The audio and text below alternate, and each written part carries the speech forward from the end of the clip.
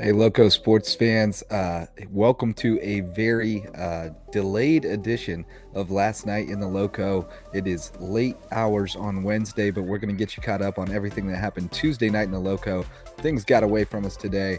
We're still trying to figure out how to fit all of this in, and I think going forward, we're going to start just going with what we've got first thing in the morning, busting it out there, and then we'll fill in the late games on the next day's edition, because here in the spring we've got 25 plus games going every night, several nights a week, 30 plus on Thursday night. So the rain could help us out there, but we've got too much to get through, so we're going to bust it out for Tuesday night right now, and then we'll come back Thursday morning with Wednesday night's recaps.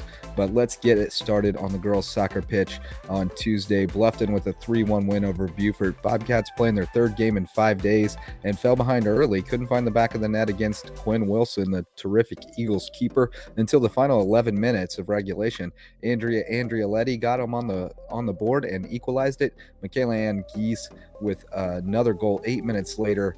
That would be the game winner, and then Beaufort pushed forward to try to force overtime, but Angelina Fashenda put it away with a late goal. Big win for the Bobcats. May River also picking up a win, 7-1 at home against Colleton County. Sharks with 2 straight region wins now. Another strong defensive effort, and senior captain Abby White led a potent attack with a hat trick. Natalia Freund had a brace, and Kylie Nelson and Brooke Dalton also tallied a goal each. Sharks taking on James Island on the road on Friday. Lucy Beckham beat Hilton Head High 4-0. Seahawks had possession in much of the first half, but they couldn't break through, and they were outmatched by the visiting Bengals. Their speed and hustle in the second half handed Hilton Head its second straight shutout defeat, but the Seahawks will look to get right at home Tuesday against Colleton County. HHCA stayed hot, beat Calvary Day 3-1. Abby Peduzzi, 2 more goals. She's got 23 in 7 games this season. Bless Hurtado had 2 assists, and Haley Hinkchen added a goal and an assist for the Eagles. Isabel Cunningham and Reese Clark splitting time in goal. Each made 4 saves, and Clark, the freshman, with a diving stop of a penalty to help preserve the win for the Eagles.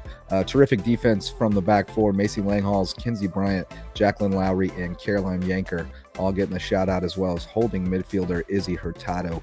Battery Creek with a big win. Region play 3-0 at Hanahan. Dolphins scored a pair of goals in the first half and tacked on another after the break. Taylor Doherty with a brace, and Natalie Cruz Woodley added a goal for the Dolphins, while Ruthie Floyd had an assist. Alana Moore only needed 1 save to preserve the clean sheet behind a dominant Dolphin defense. And speaking of dominant Dolphins, Hilton Head Prep 10-0 at Holy Trinity. The girls soccer team from Prep is cruising along. Holy Trinity down this year. 4 goals from Avery Alton for the Dolphins. Katie Campbell also had a pair. Bryn Miller and Ella Clark tallying a goal and 2 assists apiece. And Sophia Hartunian and Ashlyn Parsick combining on the shutout in goal for the Dolphins. Mary Clanton Bozar did have 15 saves for Holy Trinity, but could not keep the Dolphins out of the back of the net. Whale Branch lost a tough one, 3-2 at home against Charleston Math and Science. Samari Gardner with a pair of goals for the Warriors, though, so a bright spot for Willie J. White and Whale Branch. Moving to the boys soccer pitch, May River 10-0 win at Colleton County. We got some video courtesy of Coach Misa Garzon, co-host of Lowco FC. You got to check out that podcast if you're a soccer fan. Colton Beanie had 2 goals and an assist for May River. Shark defense impeccable, allowed just 1 shot on goal, and Angelo Garcia scored a pair of goals for May River.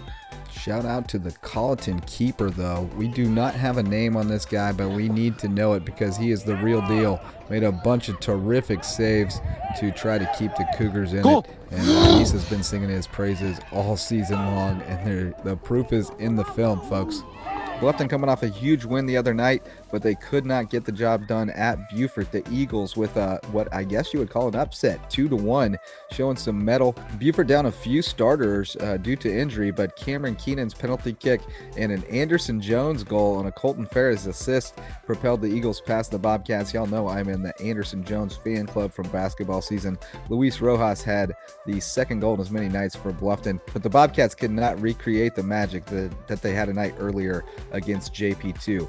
Hilton Head High loses 3-0 at Lucy Beckham. No stats available for that one. And the same score for Battery Creek at Hanahan. They fall 3-0. 2 goals in the first half from the Hawks, and then they tacked on another one in the second half and really just shut down Creek. Only 6 shots and just 1 on frame. But Kelvin Granados Merida with a solid showing in net for Battery Creek, 11 saves to keep them in it. Calvary Day and Hilton Head Christian played to a 1-1 draw in an intense game, according to the captain, James Granger, who was over on the sideline and gave us a report. Both offenses had plenty of opportunities, but only found the net once. Quinn Monahan scoring for Hilton Head Christian. Extremely physical game, so the Eagles playing 2 games in 2 nights. They're looking forward to a couple days off. Hilton Head Prep falls at Holy Trinity 7-1. Great showing by the Mighty Lions. Ashton Stacks with a hat trick. Daniel Reedy scored twice, and Banks Scarpa and Houston Wilson also finding the back of the net. Andrew Jennings with 5 saves for the Mighty Lions. Charleston Math and Science beat Whale Branch 4-1 out in Seabrook. Christian Vasquez with the only goal for the Warriors on a Brian Ruiz assist. And moving over to the baseball diamond, only 1 game on the slate last night. Low Country Leadership blew out Whale Branch 21-5. Only 3 hits for the Navigators, but they walked 15 times and were hit by 4 pitches. So the Whale Branch Warriors struggling to find the strike zone last night, but Austin Stevens 2 for 2 with a triple and an RBI. Over to the tennis courts. Bluffton pulling off a big win at home against Lucy Beckham 4-3. Garrett Rowe with a win at number 1. Jackson Floyd at number 2. Brendan Hollis with a 3-set victory at number 3. The number 1 doubles team of Garrett Rowe and Jackson Floyd teaming up for the big win to clinch it for the Bobcats. But Beaufort High is still on top of the standings because they swept May River 6-0. Graham Angus, Diego Alvarez, Tucker Martin, Bodie Daniel, and Joseph Combs getting singles wins. Casey Hogenboom, and Charlie Bowden winning for the doubles team for the Eagles. Going over to the links, we had a golf tournament up at the Charleston Municipal Golf Course, a real gem up there in the northern reaches of the Lowco. And Hilton Head High came away with its first team victory of the season. Seahawks shot 178, paced by Jackson Crouch with a 42 and Logan Criney with a 43. They came in second and third. Bluffton's Jones Saylor with medalist honors shooting a 41. So good showings all around there. 46 got you in the top 10. Moving over to the softball diamond, Colleton Prep continuing to dominate in its Skeeza 2A title defense, and they routed John Paul II 16-3. Caroline Gilmore did launch the Golden Warriors' first home run on their new field in the 5th inning, and Gilmore, Samantha Riley, and Addison Ropelt collected 2 hits apiece. But Lindley Jones was 2 for 4 with 2 doubles and 4 RBIs in the leadoff spot. And Mackenzie Pelham, Taylor Tomadolsky, Becca Martin, Addison Crosby, and Hannah Strickland each added 2 hits apiece for Colleton Prep, a potent offense over there in Walterboro. Haley Boodle struck out 5 over 3 1/3, and then Sydney Bailey finished it off for the Warhawks, who are looking good to make a run at another state title. Thomas Hayward with an 18-0 win at Beaufort Academy. Izzy Cannon was the star. She struck out 6 over 2 scoreless innings before handing the ball over and had 3 hits and 7 RBIs to power the Rebels. Kaylee Bowers added a 2-run double and 2 walks and scored 4 times, and Abigail Hayes drove in 2 runs for THA.